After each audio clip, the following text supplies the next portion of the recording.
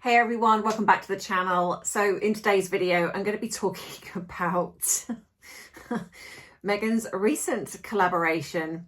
No, correction. She's been collaborating with them for some time, apparently since 2020. But we're going to talk about, we're going to talk about this, and we're going to talk about the, in my opinion, the gross picture that she put up. And I'm also going to talk about the stuff that's coming out in regards to Prince George and his role in Eton. I'm getting really cross and frustrated about some of the things that I'm seeing on social media, so I'm going to discuss this as well. So if you like these videos where I do a deep dive into what is really going on, reading between the lines, and not just clickbait, not gossip, but actually delving into the truth and giving you the facts, then this could be the channel for you. My name is Ems, I'm a qualified UK therapist, and I have used the tips and tools that I've garnered over 25 plus years in this field to give you a better understanding in human behaviour. And at the moment, it is mainly focused on Harry and Meghan, but that could change at some point. Anyway, if you're still here and I've grabbed your interest, then go grab your drink of choice, sit back, relax as we get into some tea, some truth with a touch of therapeutic psychology.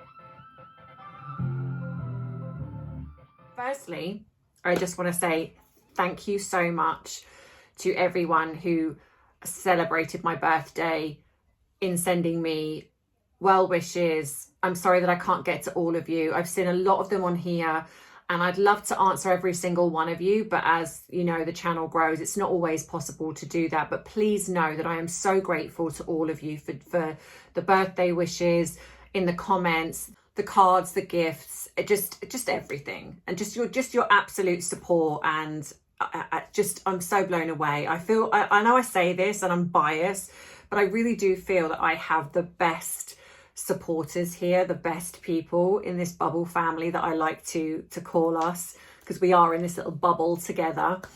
And I'm so grateful and blown away. And I'm really sorry for those of you that were waiting on my live. I'm a bit of a technophobe, and I didn't realize that when my account was hacked last year that it reset the live on YouTube. So when it just didn't even occur to me. So of course, when I logged in to do the live, it said I had to do it I could do it in 24 hours.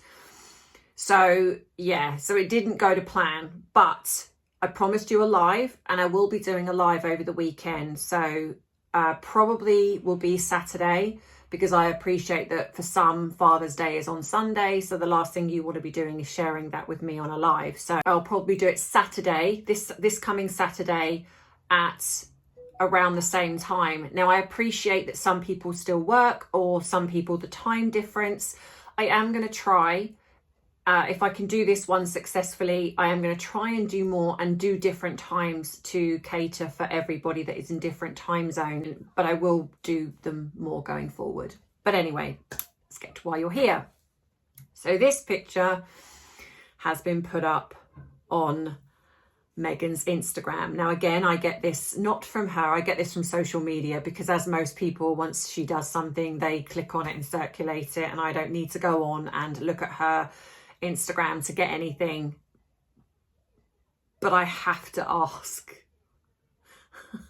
what in the actual, this is literally, to me, as if you were, you're in like British Bake Off and you're running out of time and you need to throw something, you're trying to make something and you're running out of time, and you just do it, and there it is. That's what it looks like. You're looking at that and I don't know whether to eat it, have it as a candle, sip it. What am I supposed to be doing with that? Look, matcha is supposed to be healthy. It's not my thing. I know some people like it. It's not mine. I don't particularly like the taste of it. However, how can you take something that is supposedly got health properties, but then pour it, and it doesn't, and the way that it sits on top of the goop, because we're not calling it jam, because it is just red goop. It looks like like, I don't know, like red goop and then pond water. Because I don't think matcha is a particularly attractive. I mean, I like the color green, but I think in a drink it's just not appealing to me, unless maybe if it's pistachio, maybe. But it just looks so disgusting. No one looking at that is going to think that looks yummy or that looks a really good idea. Because like I say, how can you drink? I mean, I don't know. Is she done it as a dessert? Because it's meant to be a drink, right? I'm assuming, because we know that she's collaborating with this brand, which in my opinion, she hasn't even bothered with since I think when she first came out in 2020. And I genuinely do believe that if she'd have got successful in bigger branding, she would have dumped that one to the curb. She would have been like, yeah, you're discarded. I don't need you anymore. But because, and I said this before, because she's not being snapped up by bigger brands, she's attaching herself to smaller brands who could utilize her and having that attachment for sort of recognition. And look, I don't blame anybody for wanting to use her in the way that she's used others. I mean, I think that's almost like a little bit of karma, to be fair. Like if she's being used because of her proximity to being in the royal family, or the fact that she gets this attention globally because whatever she posts, then do you know what? Fine, who cares? The sad thing is unfortunately, I don't think being attached to her does this company any favors. And I don't think it really wins them orders. I just think it probably piques people's interest online, but people also get a lot of flack for siding with her or being collaborating with her or whatever. It's not the flex that it could have been if she'd have actually been a decent person. But the fact that you're showcasing someone's brand, you're showcasing this matcha product, and you're pairing it with strawberry goop, which really that is all we can say it is. It's not jam. She calls it preserve, but it's just gloop.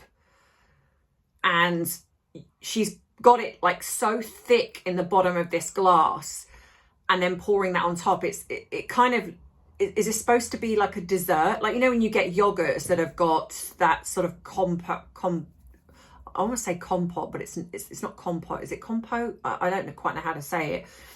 But it's like that strawberry, which I love, by the way. But it feels like she's got so much product left over, so much jam. She's literally I mean, I am surprised that we haven't had scrambled eggs with a bit of jam on the side. I mean, she wants to get rid of these flour sprinkles, which just look so dry and so just really unappealing. It's like rabbit food, like alfalfa. It's like, just chuck a bit of that on top, like because we've got to give that matcha some moral support, so we'll just chuck them on top. But to me, it just looks so unappealing, and it feels to me that she's just got all these products that she needs to get rid of. So everything that she puts out, it's cucumber sandwiches, jam on top. It's like matcha, we've got to have a layer of jam at the bottom. I call it jam, it's not jam, it's slop, but you know what I mean. Put that at the bottom, but we got to get them flour sprinkles in. Scrambled eggs, flour sprinkles, probably just stick a bit of jam in there as well, bit of your strawberry slop in there as well, because that will taste so appealing. But it just I mean, if this was around Christmas time, you'd sort of think, okay, red and green, but it's not. And I think if you're going to promote somebody's brand,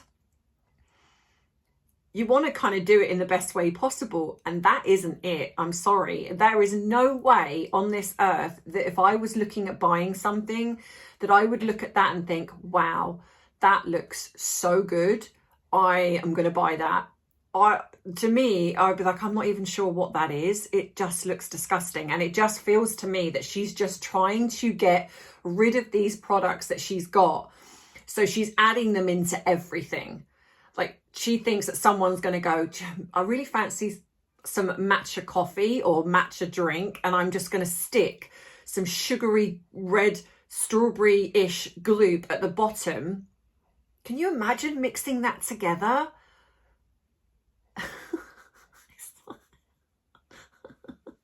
I'm sorry, but no. So I've just realised as I'm sitting here that I've got this box sitting behind me, and normally I put this box on the floor, and I've completely forgotten today. And you know when you're sitting in you're trying to do something and you try and like make things look aesthetically pleasing, and so things get chucked on the floor. It's like sometimes my office does become, I'm going to be honest, sometimes my office does become a bit of a dumping ground. So normally when you see me on camera, you don't see below because I have things on the floor, and then I just looked and I'm like, oh, I forgot to put that on the floor. I was there giving away my trade secrets. I mean, sometimes when I do work, I still have my pajama bottoms on sometimes when I'm recording, because as long as this bit looks fine, the rest of it doesn't matter. But yeah, so that's some honesty for you. So the other thing with this is that she calls this brand, says it's clever, isn't it? Is it CLEVR? And I think it's like this coffee brand. And she creates this illusion to be that this is I love female founded brands. The poor guy that actually founded this with her, so I'll put the picture up here of the two of them, it's like he's gone into witness protection, because it's like he never gets mentioned. It's like he just disappeared. And actually, when you think about it, it's not really that surprising, given that she's devalued Harry from being Prince Harry to H, or my husband. He's never Harry, in his own right. So it isn't surprising to me that the way that she devalues men, the way that she's devalued her own father, she really doesn't like almost like strong men in that way. So I think that the fact that this guy is actually a co-founder in this brand is interesting, that she's completely bypassed him and completely, like I say, he's gone into witness protection. We don't hear about him at all, ever. So for someone that just wants female founded brands, she chooses the one where the woman has done it with her husband, I believe. So, but doesn't even mention him. But I think that is Meghan all over. Hence why I think that it's like she positions herself as something a certain way, but actually underneath it's something completely different. And if you look at the way that she's done her podcast, the way that she's done certain things, she definitely tries to lean into women with that kind of almost like, I'm like you, I'm a female founder, but the thing is with Meghan is that everything that she has done has been on the backs of men. And I think that this is what frustrates me so much with someone like her, is there's nothing wrong with that. There is nothing wrong with having a man as a partner. There is nothing wrong with having somebody that backs you, somebody that supports you, even financially, whatever it is. But be honest about it.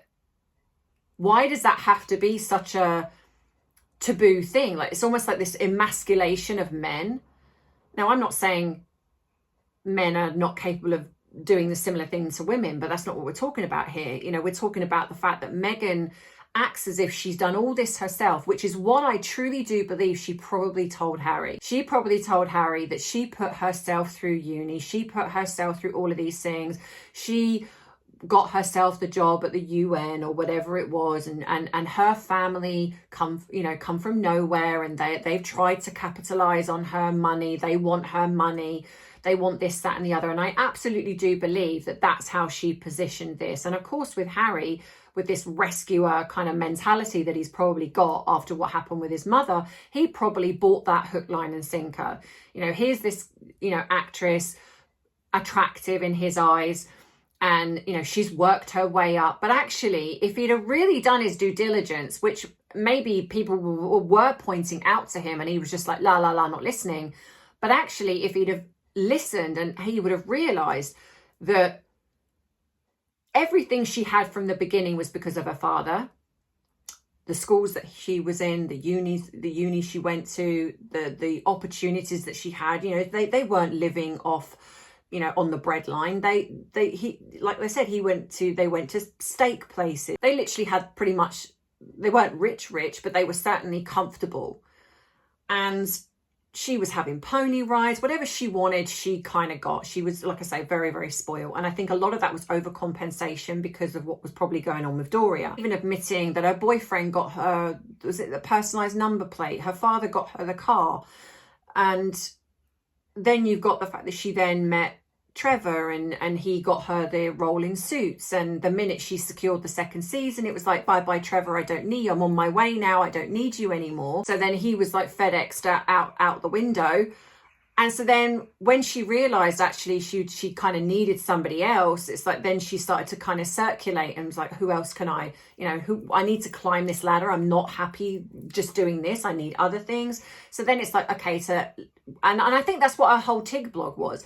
Her whole TIG blog, even though she made it seem as though this was such an organic thing, like this was her love and her passion. And I don't think that she doesn't not like those things, but I absolutely do believe that she utilized the sort of fame that she had, well, I say fame, the little bit of fame that she got being in Suits, to maneuver herself into those positions in Soho House and things like that. And she used the things that she could do on the TIG blog to open those other doors for her. And again, she's not alone in that. I would imagine that every influencer out there is hoping that they are going to get picked up by somebody big and get a lot of money. And there's a lot of money to be earned on social media if you're that way inclined. So she's not alone in that.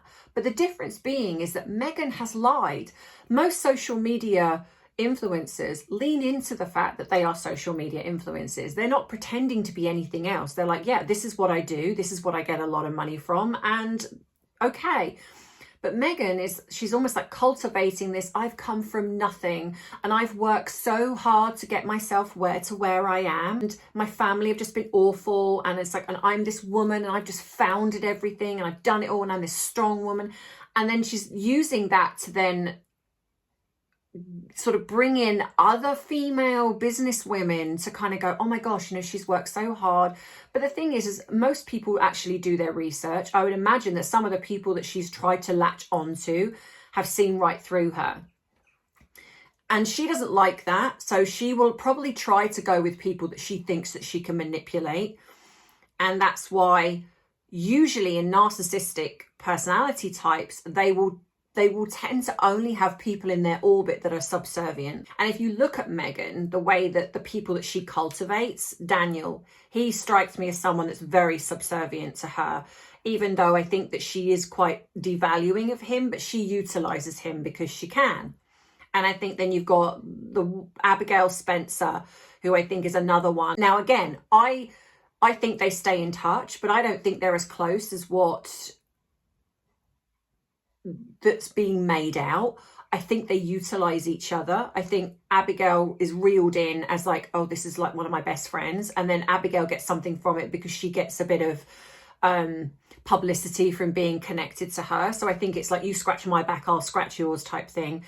And I think that's the case with a few people, because if you look at the friendships that she cultivates, none of them have longevity. None of them come across and be like, she may say we've been friends for years, but there's no mention of them being friends for years. And a lot of the people that she says that she's been friends for years or she's worked with for years weren't even at the wedding. Now, I don't know about you, but I think that if you've got someone that's been a friend for years, you generally invite them to your wedding. But these are people that she seems to have cultivated since marrying into the royal family. So it shows you that people are possibly using her as much as she's using them.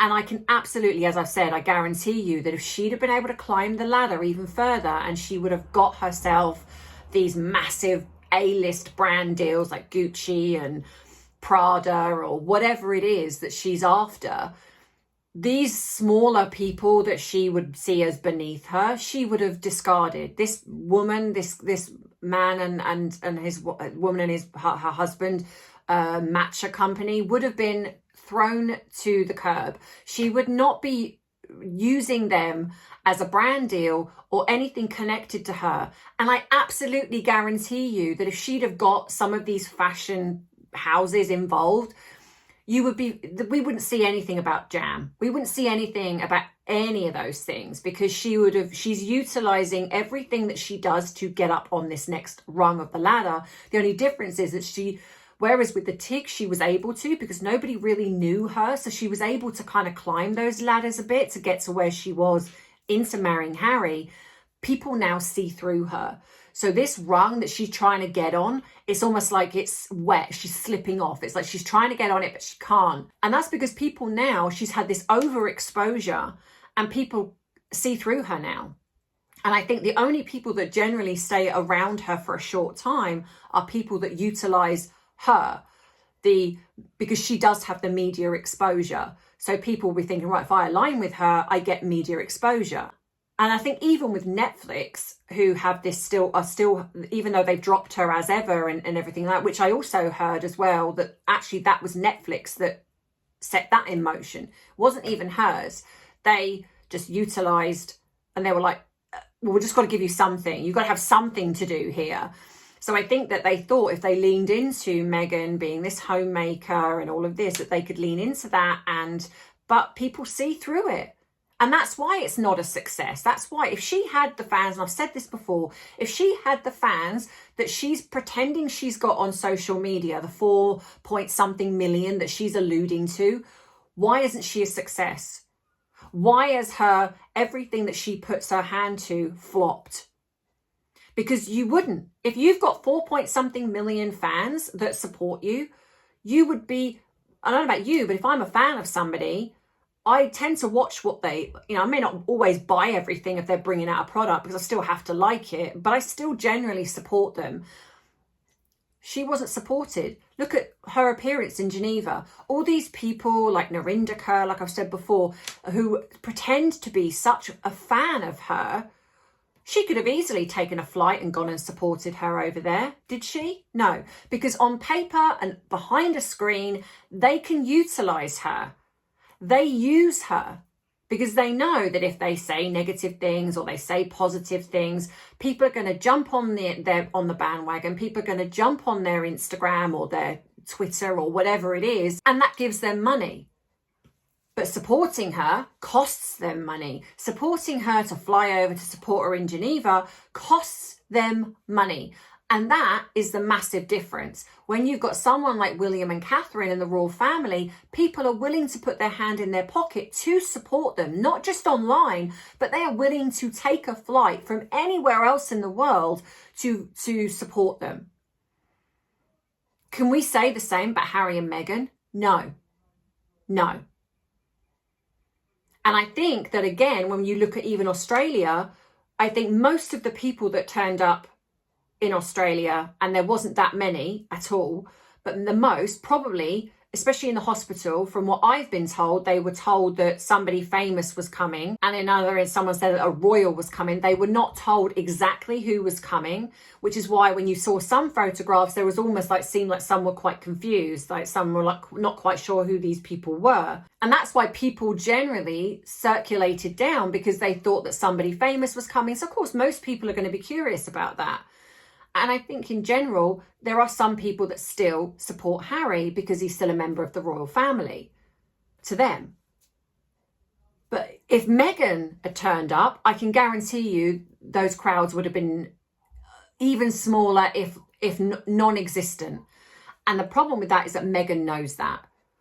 And this is why she hasn't divorced Harry at the moment, is because she knows that on her own, she's got nothing. It is literally her proximity to the royal family that is giving her any attention whatsoever. The minute that stops, she will get a few initially. People will want to talk about the divorce. People want to talk about something or other. But eventually she'll end up being on Celebrity Get Me Out of Here as like some 60-year-old, I used to be married to a royal, to, last ditch kind of, I need to do something, or she'll be on Big Brother or something. But yeah, so this brand that she's now attached herself to, again, to me, this is because she has nothing else. And if that's what you're going to showcase, you're just going to showcase like a massive dollop of strawberry goop with green thick pond water on top, and that's your selling point. It's like she's not even trying now, because I think genuinely that's not what she wants to do. I genuinely do believe that. I think she genuinely did think that she was going to have her own fashion brand. But like I've said before, she doesn't want to work. She doesn't want to work, Meghan. She wants everyone to do it all for her, and then she just attaches her name to something and then just goes, da-da, there you go, this is mine. But people don't care. I'd imagine that on that one, I don't even know the name of the company, the one where she's merching her own stuff, I probably imagine that she's got 0 sales. I'd be very surprised if anyone, because the people that she markets to, the people with money, are not interested in her stuff. And the people who might buy some of it won't buy a lot of it, and they're certainly not going to buy some of her clothing items because they don't have that kind of money. So I don't think, yeah. So anyway, so that's just my thoughts on that. Now, the other thing that's annoyed me is I've seen a lot of things going around about Eton and Prince George going to Eton, and I just cannot understand how people are so ill-informed. I've seen so many posts like this one, you know, our taxes are paying for Eton, and almost creating this to be that Prince George is the only royal to ever go to Eton, bypassing the fact that there's been Prince Harry, Prince William. You know, we're attacking Prince William for going for putting his son in Eton, even though he went there and his brother went there. And you've also had the fact that there's been about 20 prime ministers. We've had George Orwell, we've had actors that have gone there, but none of that matters. If it means attacking a child for going to a private school, even though he's a future heir to the throne, it's like, what do these people want? Because I do really genuinely feel that their brain has left the building. He's a future heir to the throne. He's a Prince of England. His father is a future king. His grandfather is the king. Do they expect him to go to the school down the road? The normal school? Of course he's going to need security. He needs to go to a school where he's protected and safe. And like I said, there's plenty of children that go with parents, rich parents, that will send their child to Eton, but they're not slammed for being out of touch or tone deaf. And it just boggles my mind. It's almost as if they will just try to find anything to attack William and Catherine for. Because according to Harry and Meghan, isn't the boy apparently at some kind of private school? But no mention of that, even though I don't believe that he is at a private school, not in the States anyway. But isn't he supposed to be, supposedly there? But no, that doesn't matter. We don't talk about that. That's fine. And I'm just like, how are people so deranged on social media? It's like, what has happened to people's brains? Like the critical thinking, even if you don't particularly like the royal family, it's like, it's just common sense. It's common sense that of course Prince George would be going to Eton or some school that is a private school. But they're acting like this is like the worst news ever. Like, oh my God, and it's everywhere. £63,000 a year. This is costing the taxpayer. No, it's not. No, it's not. We're not funding I'm so tired of hearing this. Oh, the taxpayers. It's like, if you equate it, every single person has to pay tax. They do in pretty much most countries. Like, for example, even in America, you guys have to pay your taxes. And part of your taxes will also go, I'm sure, correct me if I'm wrong, will go towards the President of the United States. So even if, and these people that go, abolish the monarchy, I don't know, I'm sorry I'm doing the silly inverted, the quotes and but it frustrates me with the 20 people with the yellow placards, not my king. But yet they offer nothing to the table of, okay, you want to abolish the monarchy. Fair enough, that's your right, you don't like the monarchy. Oh, they're parasites and they're bleeding. But when you equate it to the fact that every single one of us pay taxes that goes into the Treasury. And then a portion of that, a small percentage of that, goes into funding the monarchy. Now, that's not the royal family. It goes into the properties, the estates, all of those things that is to do connected to the institution as a sense. But William's finances come from the Duchy of Cornwall, and he still pays his taxes on that. In fact, he's one of the highest, I believe, paid in the UK that pays his taxes, 7 million or something like that. But so it's like, what do you want? What do you actually want? Because he doesn't get paid by the taxpayer, but according to them. But if you think that abolishing the monarchy and having a president in, you think that we wouldn't be paying our taxes towards the president? Of course we would, and probably more. Do you think that the millions or at times billions of revenue that comes into the country for people coming over here, do you think that having a president is gonna do that? No. The charities, Earthshot Prize, the Duke of Edinburgh Award, all of those things that we have from the royal family, do you think that we're going to have any of that if we had a presidency? No. And this is why the government probably just ignore this abolish the monarchy thing, because they know how much the royal family bring into this country. And it would be absolutely stupid and idiotic to get rid of that, because it would cripple us, I believe, in my opinion.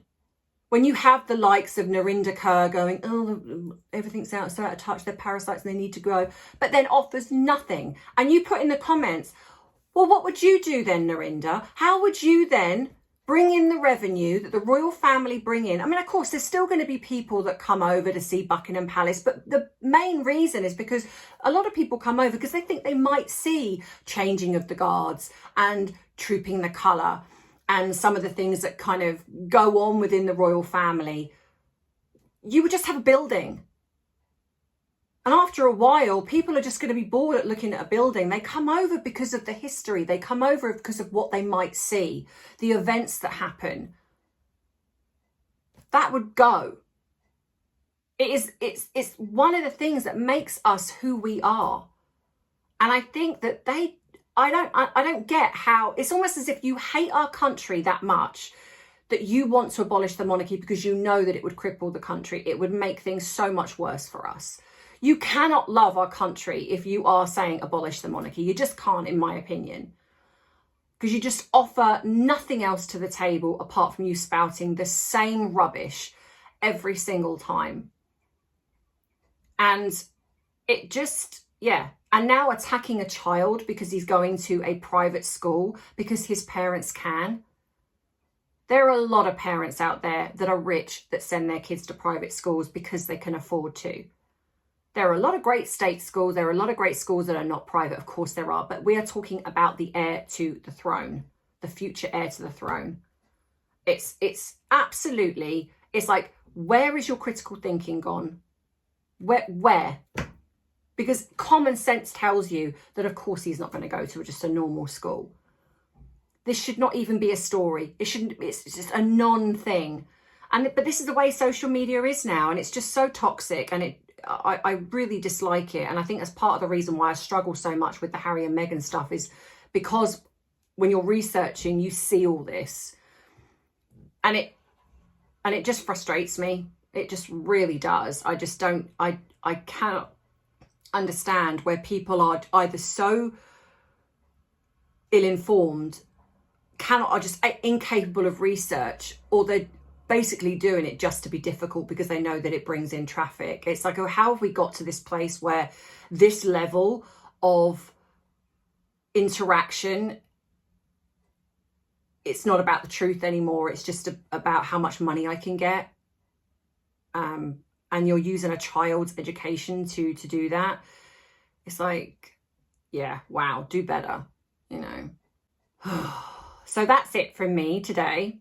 But again, thank you so much. You know the spiel. All of the links are below if you want to utilize them, the platforms that I'm on. If you want to come and join in Facebook, not Facebook.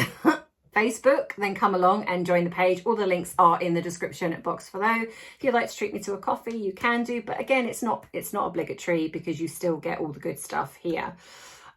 Right, so podcasts. So this week, obviously a bit of a crazy week with my birthday, and I've got stuff going on behind the scenes privately, but I will be contacting all of you that have messaged me on email to see if you still want to go ahead with the podcast, and I will be setting those up within the next couple of weeks. So if you want to get on, then email me. If you want to join the podcast, I will now start doing those, and that is going to be conversations with all of you whoever want to join the Zoom call. I'll probably try to do maybe five at a time so it doesn't get overwhelming.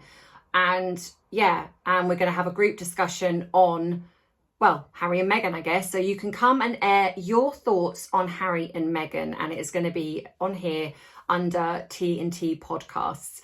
So yeah, if you want to come and have your say, then this is the chance to do that. You can come on once, you can come on regularly, you can hide your face. It's just going to be voices because I understand that people don't want to be on camera. That's absolutely fine. So I'm not even going to be on camera because it's going to be done as like a podcast. So yeah, email if you want to join, and come and join the live on Saturday at around 3 o'clock, I think. But I will let you know the time. And that's it from me this week. So as always, you know that I love you, I appreciate you, but most of all, I respect you. Take care. Bye-bye. Mwah.